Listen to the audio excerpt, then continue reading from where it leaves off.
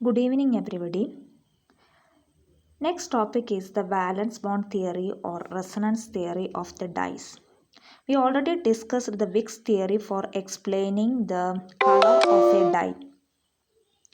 So, valence bond theory is explaining the composition and color of the dye on the basis of the resonance structure. So, as we discussed earlier, the chromophore is a group that produces the color in the dye.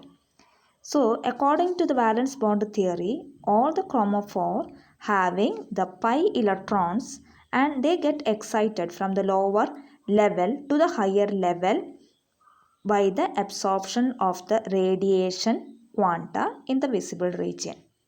And next group is the oxochrome. The chromophore and oxochrome are the important groups which is present in the dye. So without chromophore, any dye cannot exist. And oxochrome means it is a group which intensify the color of the chromophore. This is also mainly due to the presence of the pi electron. So due to this presence of the pi electron, there is an enhancement of the resonance occurs, and due to this result, there is a shift in the wavelength. It may be the bathochromic shift, that means changing the wavelength of the absorption of the dye towards the blue region, or red shift, that means changing the absorption of the dye towards the red region. Now we are going to explain the theory by using a simple example. First one is the nitrobenzene. So this is the color of the nitrobenzene and it is a plain yellow color. This is mainly due to the nitrobenzene consisting of NO2 group. The NO2 group is acting as a chromophore, so it impart a resonance structure to the nitrobenzene. That's why the nitrobenzene shows the pale yellow color. So if you are introducing the chromophore like amine group which having the lone pair of electron, the nitrobenzene, the para-nitroaniline, this is the color of the para-nitroaniline. So this is mainly due to the NH2 group is an oxochrome acting as an oxochrome here. So due to the presence of the NO2, it produces a charged resonance structure.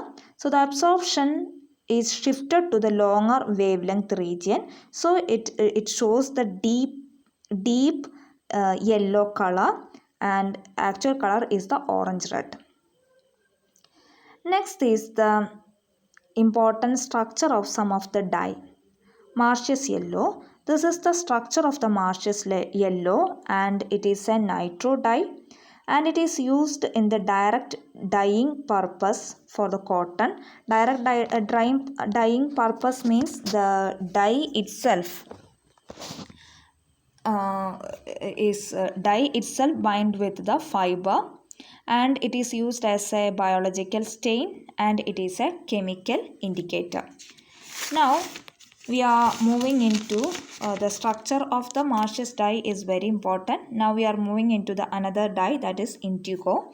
This is the structure of the indigo dye, and the major application of the indigo, it is used for the as a dye for cotton, especially for the blue jeans, and it is also used for food colorant, and it is a vat dye. Vat dye means it is an insoluble dye which is first reduced to the colorless soluble form, and this is the 1 2 3 4 I have shown in the bottom of the slide. That is the different color of the indigo, same indigo dye. Indigo dye which does not bind with the fiber on directly, so that's why first of all we have to convert the indigo dye in the soluble mode in the solvent. So that is while we converting, the color of the indigo become white, and after applying to the fiber we can oxidize this material, so it will regain its original color. So this is the steps. steps for